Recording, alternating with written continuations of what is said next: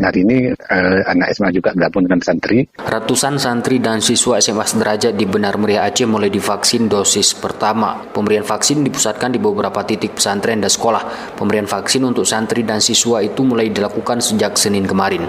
Kadis Kesehatan Benar Meriah Abdul Muiz Selasa menyebut ada sekitar 900 santri dan siswa yang sudah divaksin. Program vaksinasi itu katanya serentak dilakukan. Sementara daerah pedalaman, kata Abdul Muiz, siswa dan santri diarahkan ke puskesmas untuk mendapat vaksin.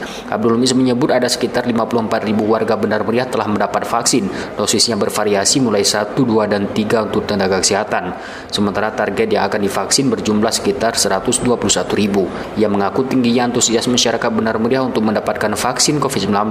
Karenanya pemerintah daerah terus berupaya untuk menyediakan dosis dengan berkoordinasi secara berjenjang. Udah 2 hari kita laksanakan. Kemarin sasarannya memang anak sekolah pesantren dan SMA, SMK kemarin. Kemarin kebetulan sudah 500 siswa atau santri yang sudah divaksin kemarin itu. Hari ini sampai jam berapa tadi udah 400-an lah.